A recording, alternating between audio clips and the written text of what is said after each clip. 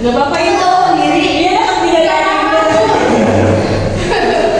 Dekat tidak ada itu kan ya? Iya, kenapa? Udah siap belajar belum? Nah, udah baca doa belum? Belum. Udah dulu belajar, kita doa dulu ya. Iya, kamu siapa? Firman. Firman, ada silakan Firman dipimpin doanya.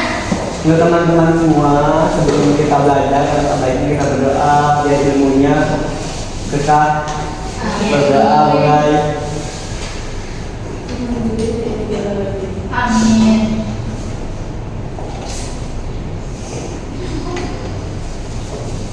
Doa selesai, ucap salam.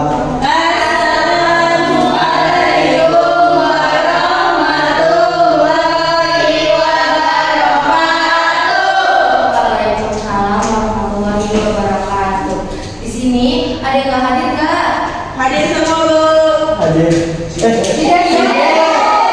Mana sih Des? Syuting. Diangkat yang minggu ibu syuting ibu. Oh, Nggak tahu di mana dulu. dapat uang berarti ya dia? Apa tuh? Kayaknya enggak ibu. Jangan aku balik doang. Figuran gimana sih pasnya doang Bu? Oh, sudah. Nggak sih pasang pengalaman doang Bu. Oh, pengalaman aja ya. Udah, ibu absen dulu ya. Amalia, Anita, hadir Ibu. Diana, Fadila, hadir Ibu. Fitria, hadir Bu. Asana, hadir. Irmansyah, Hadir.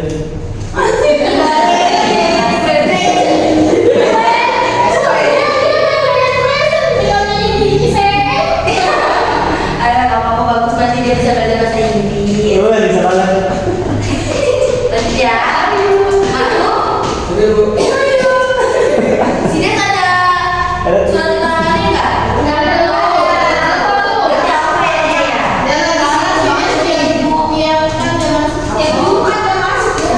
Coba ibu lu dia tuh syuting mulut ya. Mau jadi artis ya kayaknya. Udah jadi artis belum?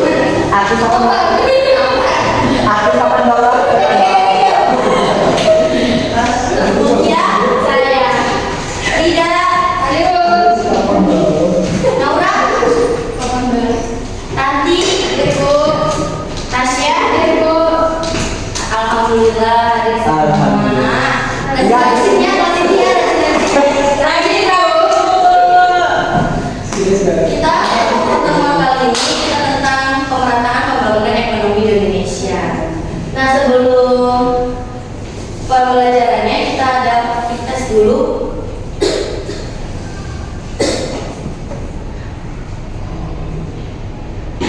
Materi pemerataan pembangunan ekonomi. Jadi kalian nanti kerjain dulu pretesnya.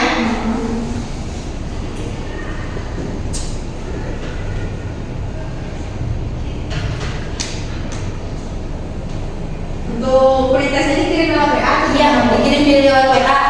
10 menit cukup atau 5 menit? 5 menit. 5 menit ada 5 menit ya. Sekarang pretest dulu berarti. Iya, pretest dulu.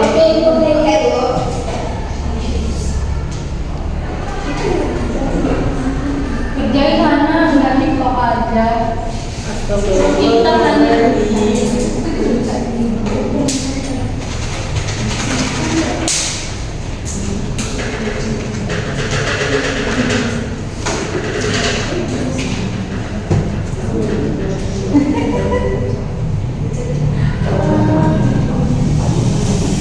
Gimana, udah selesai belum?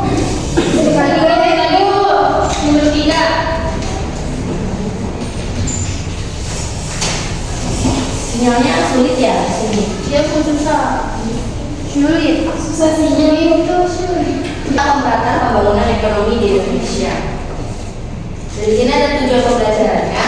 Yang pertama, peserta didik mampu menganalisis pengertian pemerataan pembangunan ekonomi di Indonesia.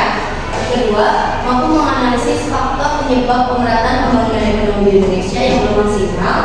Yang ketiga, mampu mengetahui manfaat pemerataan pembangunan ekonomi di Indonesia.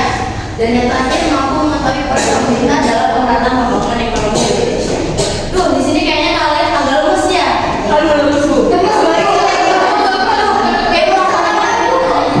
Belum sarapan? Belum. Mau SGP enggak?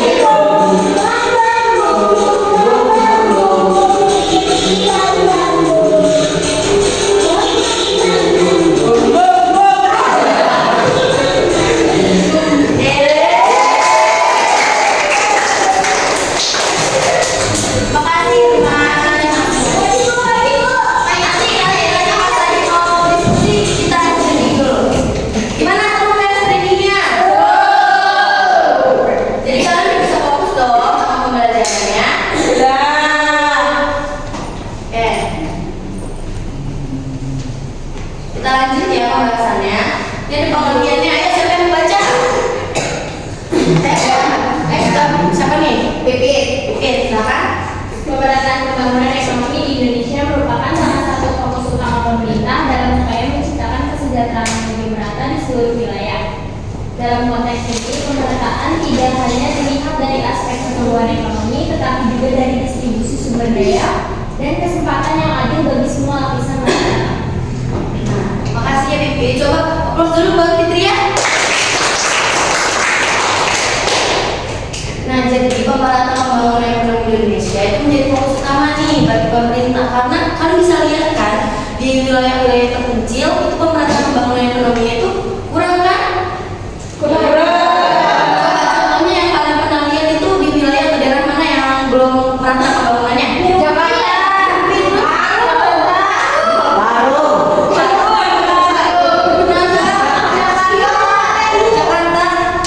Karena masih ada yang ini. Iya, Bu, karena Jakarta itu kan selalu murah. Tinggal di kolong jembatan. Oh iya betul banget karena Pak Pemerintah itu gak ngeliat nih daerah-daerahnya yang mungkin infrastruktur yang belum memadai atau pendidikannya yang mungkin kita bisa lihat kan kayak di daerah-daerah terpencil Aksesnya, Bu. aksesnya itu kurang seperti gak ada jembatan kan kalau misalnya kita lewat sungai itu anak-anaknya harus nerjang sungainya dulu baru bisa sampai ke sekolah. Iya, dia kan renang dulu, Bu, dia renang dulu. Jadi dia nggak mandi di rumah.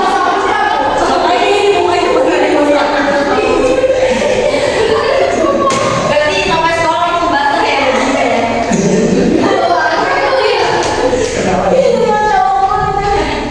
Nah itu menjadi, nah di situ adil ya pemerataan itu gak cuma nasi gini aja nih, cuma kayak kota-kota pusat, kayak Jakarta, Surabaya, ya kan? Sedangkan kan kota-kota pusat seperti Jakarta itu infrastrukturnya udah memadai ya, transportasinya udah ada, terus kemana-mana itu gampang, kayak beda sama di daerah-daerah terpencil kalau kalian lihat. Jadinya itu di situ seperti di sila kelima. Coba sila kelima itu apa?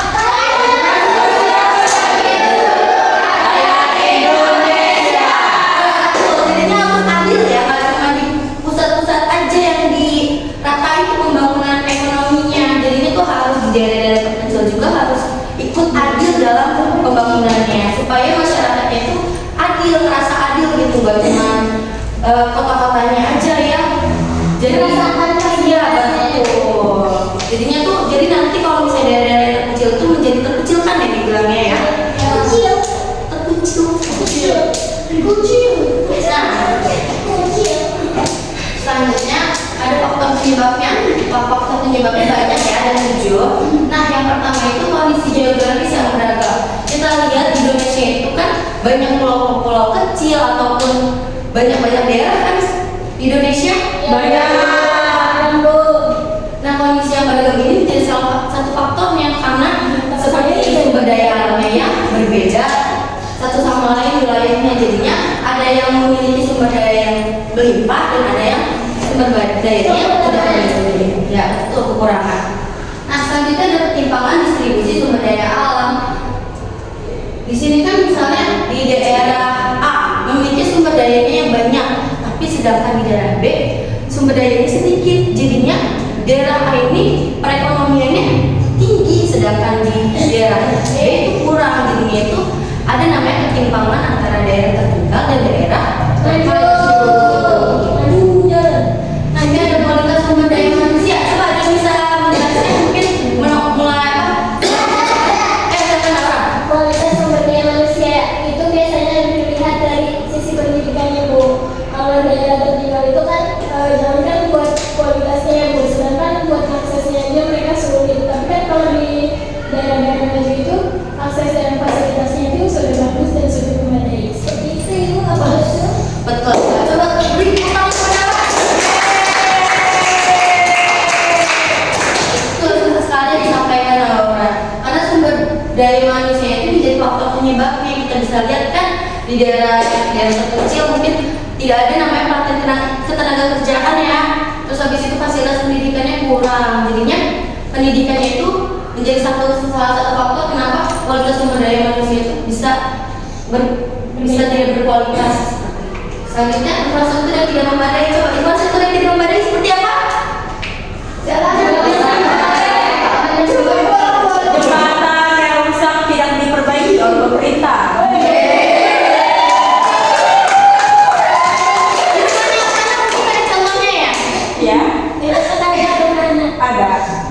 jalan-jalannya. Iya, di pantai juga pakai kayu ada yang bolong. Oh, pantesan dia kalau ke sekolah suka bantu. Kayak udah blok. Tapi dia terus kakinya. Nah, kan misalnya di infrastruktur memadai, kalau kalian bisa lihat, misalnya di daerah-daerah kan masih jalannya itu masih bolong, terus misalnya masih pakai tanah ya, terus maksudnya jalannya tanah jadinya tuh masyarakatnya itu jadi kurang buat sih, ya jadi licin, bisa menjadi faktor kecelakaan. Selanjutnya kebijakan penggunaan yang terpusat. Nah, di sini tuh tadi yang disampaikan hanya ke kota-kota pusat seperti Jakarta, Semarang dan lain-lainnya. Surabaya Bu, Ya, Surabaya itu bagus ya. Jadi itu pemerintahnya itu cuma terpusat di kota yang yang gede sana gitu. Kayak kalian kan kayak Jakarta memiliki gedung-gedung tinggi ya. Iya Bu. Terus transportasinya memadai. Di Padang nggak ada Bu gedung tinggi. Gak ada. Padahal pendek semua. Iya kan? Ya kan dari infrastruktur kita juga. Gak boleh gitu ya, Mas. Iya Bu. Gak boleh, nanti juga Paru bisa Ibu kota. Sekarang bedanya gua ada KDN. Nah, Laura yang jadi. Iya, saya ini punya presidennya. presidennya Amin. Amin. Min. Laura. Terus masalah sosial dan budaya.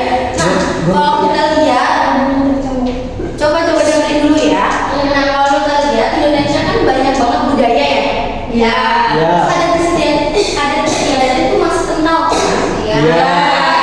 Ada itu banyak banget kayak suku-sukunya itu yang belum mau apa?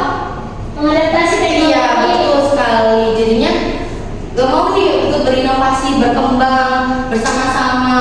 Jadinya tuh pemerintah mungkin susah nih untuk berinovasi atau mengembangkan teknologi di daerah tersebut. Selanjutnya korupsi dan praktik pemerintah yang buruk. Wah, itu jangankan itu ya Bu. Sekarang yang Menteri Pendidikan itu aja korupsi Pak Muhammad. Gimana pendidikan Indonesia yang maju?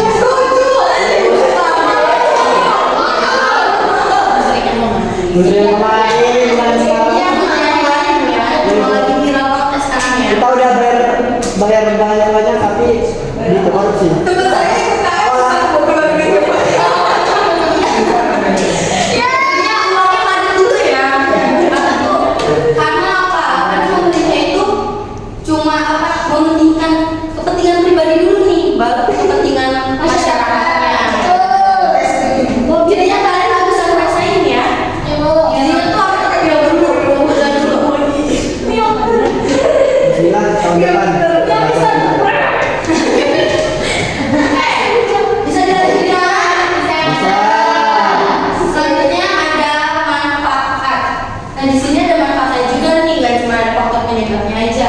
Di sini ada manfaatnya, meningkatkan kesejahteraan masyarakat. Seperti tadi, kalau misalnya pemerataan pembangunan ekonomi itu merata, masyarakatnya kan sejahtera nggak? Ya, sejahtera karena perekonomian masyarakat itu bisa mencukupi keluarganya ya. Nah, selanjutnya mengurangi kesenjangan ekonomi yang tadi kita bahas, seperti mengurangi kayak dari daerah tertinggal dan daerah yang maju, jadi itu gak ada lagi tuh kesenjangan antara itu. Jadi pemerintah bisa mengurangi kesenjangan ekonomi antara daerah yang tertinggal dan yang maju. Dan selanjutnya ada menciptakan lapangan kerja. Kalau misalnya pemerataan pembangunan ekonomi itu merata, lapangan kerja banyak nggak? Jadinya bisa mengurangi pengangguran ya. Seperti daerah-daerah terkecil bisa mencari kerja ke kota atau yang lainnya. Jadinya lapangan kerjanya itu bisa mencukupi masyarakat. Jadi angka pengangguran bisa berkurang. Selanjutnya mendorong pertumbuhan ekonomi yang inklusif. Coba dijelaskan. Mendorong pertumbuhan ekonomi. Nggak tahu ibu. Ya, kamu benar-benar ya, betul sekali. Jadi nggak bisa membeda-bedakan satu daerah ya. Jadinya tuh pemerintah nggak cuma terpusat ke kota-kota besar, tapi harus terpusat juga ke daerah-daerah yang membutuhkan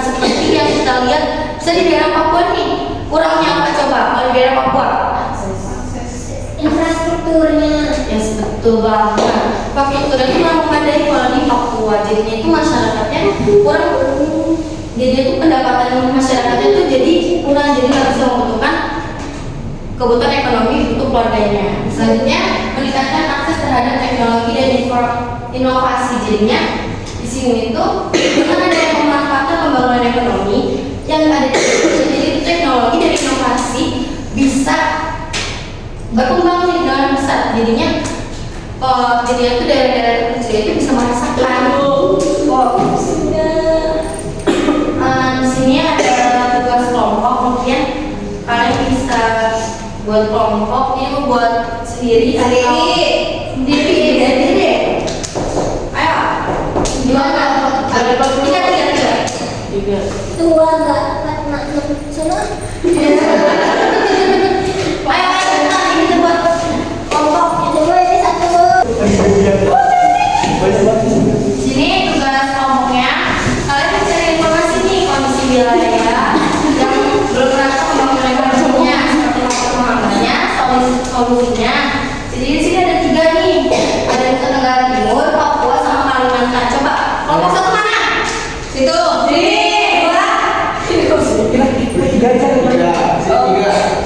Ini tiga. Ada Papua, ada kita. Papua. Kelompok satu mau wilayah mana? Nusa Tenggara Timur. Maju sini. Papua, Bu. Papua. Oh, saya dari Papua. Kalimantan ya, maju sini ya. Ya, kayak gini mas. Beta tak bisa beta. Ini Papuanya. Beda kayak yang mantan terus.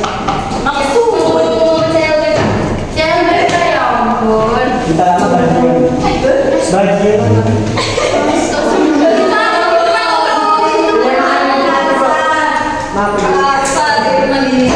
Beta tak suka beta.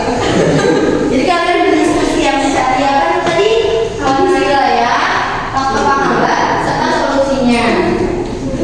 Kalian cari ya. Cari gimana? Cari. Mau kelompok mana dulu nih yang main? Saya kelompok 1. Siapa mau maju? Udah kelompok 1 sini maju. Ayo. Ya, ada kelompok 1. Nanti kelompok lain bisa kasih pertanyaan. Jadi nanti mereka jawabnya langsung. Oh begitu. Harus. Ya Bu. Kan? Coba kelompok 3 sama kelompok 2 bisa kasih pertanyaan. Nanti mereka bisa jawab secara langsung. Iya betul. Assalamualaikum warahmatullahi wabarakatuh.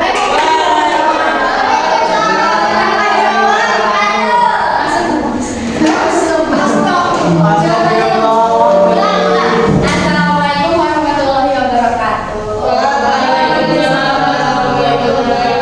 Kami dari kelompok 1. Saya mau tanya. Belum. Saya dari kelompok 1 ingin mempresentasikan hasil diskusi saya tentang NTT, itu Nusa Tenggara Timur. Kenapa ini?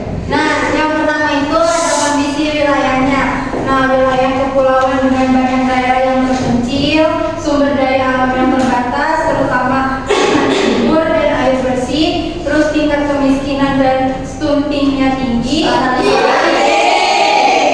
maaf ya. Kita kepala dulu dah.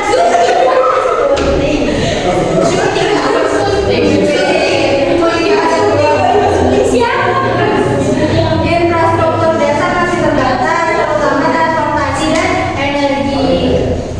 Ya, selanjutnya ada penghambat di Nusa Tenggara Timur. Yang pertama itu keterpencilan geografis membuat akses logistik mahal. Selanjutnya kekeringan berkepanjangan dan iklim kering, minimnya investasi swasta, dan kualitas sumber daya manusia seperti pendidikan dan kesehatan yang masih rendah.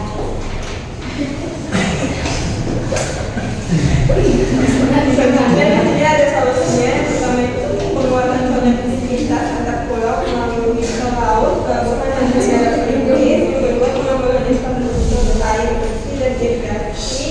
Yang ketiga, investasi di sektor pariwisata berkelanjutan. Dan itu Labuan Bajo. Yang keempat, ini program pendidikan dan pelatihan vokasional untuk masyarakat lokal. Terakhir, pengembangan sistem peringatan dini Ayo,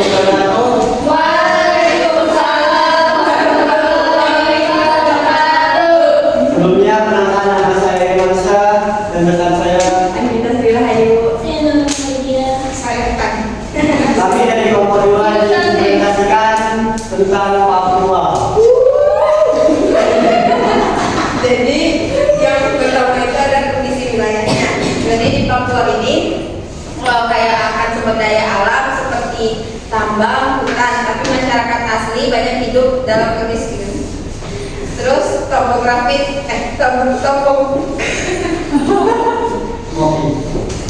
Saya mau nanya. topografi sulit, seperti pegunungan dan hutan. Pegunungan dan hutannya itu lebat. Terus akses ke akses ke wilayah pedalaman sangat terbatas. Terus masalah sosial politik seperti konflik separatis, ketidakpercayaan terhadap pemerintah pusat, kekesabaran tidak salah.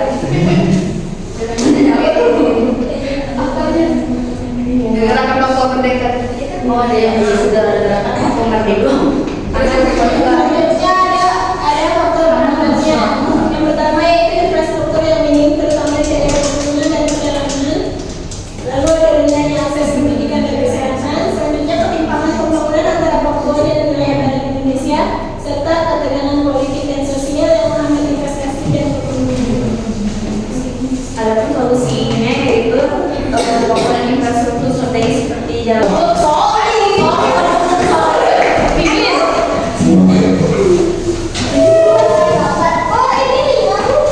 Ya,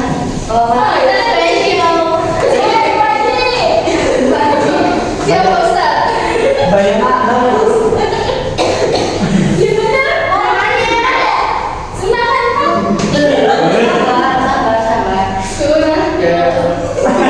Assalamualaikum warahmatullahi wabarakatuh. Waalaikumsalam warahmatullahi wabarakatuh. Sebelumnya perkenalkan kami dari kelompok 3. Di sini kita akan membahas tentang Kalimantan. Kalimantan. Dan saya sendiri Harun Kasim bersama rekan-rekan saya. Saya Rina. Iya. Bu, obrol coba dengerin dulu dong tadi Bu. Itu nih kalian nih, ngomong dua. Aduh, kayak gimana mau nyanyi? Silakan. Baik, yang pertama di sini dari kondisi wilayah di Kalimantan. Pertama, di Kalimantan ini kondisi wilayahnya itu kaya akan sumber daya alam seperti batu bara, kelapa sawit, sama hutan. Karena di sana itu masih banyak sekali gitu sumber daya alam yang tersedia gitu di Kalimantan. Nah, yang kedua, kok baik kan? Ada Papua. Papua kan baru kita dari SPI masa ngomong lagi. Yang kedua di sini kondisi wilayah di Kalimantan ini wilayahnya sangat luas, tapi penduduknya itu tersebarnya tidak merata. Jadi ada wilayah Kalimantan Timur, Kalimantan Selatan. Coba dengerin namanya. Kalimantan bisa menjadi kondisi orang-orangnya itu nggak merata. Selanjutnya ada infrastruktur tidak seimbang antar wilayah, terutama di Kalimantan Tengah dan juga Kalimantan Utara. Selanjutnya terdampak adanya kerusakan dari lingkungan di Kalimantan. Kenapa jadi rusak? Karena teknologinya rusak. Nah, ini jawabnya. Selanjutnya ada solusinya yaitu pembangunan ini belum. Emang Maksudnya yaitu ada keterbatasan aktivitas ada wilayah dan pulau dan terpemicuan akibat eksploitasi sumber daya. kemudian di sini ada solusi. Yang pertama ada pembangunan ibu kota Nusantara. Ada yang bisa menyimpulkan materi pertemuan kali ini? Saya ada Bu. Coba, ayo Nara, silakan. Materi pertemuan hari ini itu membahas tentang pemetaan Pembangunan ekonomi di Indonesia. Di Indonesia. Nah, dari ada 7 faktor, terus ada tantangan juga, ada perbaikan juga. Nah, dengan mempelajari materi tentang pemerataan pembangunan ekonomi di Indonesia ini, kita jadi tahu apa saja yang harus diperhatikan oleh pemerintah dan jangan hanya berpusat di satu titik daerah saja gitu. Aplaus dulu buat Naura. Terima kasih Naura sudah menyampaikan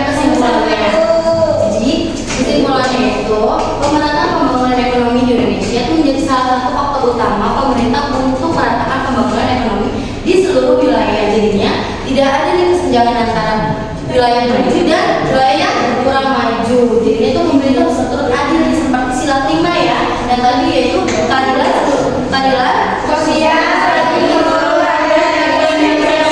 masyarakat bisa adil, bisa merasakan semuanya yang disiapkan oleh pemerintah. Jadi kan cuma di kota-kota terpusatnya saja. Untuk sebelum ibu tutup, ada yang ingin ditanyakan? Enggak, Bu. Ibu ada tugas, nanti tugasnya ini dikumpulkan minggu depan. Nah, tugasnya itu kalian rangkum pembelajaran untuk pertemuan kali ini sesuai sama yang tadi kita udah pelajari. Minggu depan belajar apa, Bu? Ibu di mana? Ibu di rumah ibu sendiri, mau ibu cuti Tanggal merah ibu. Tanggal merah, minggu depan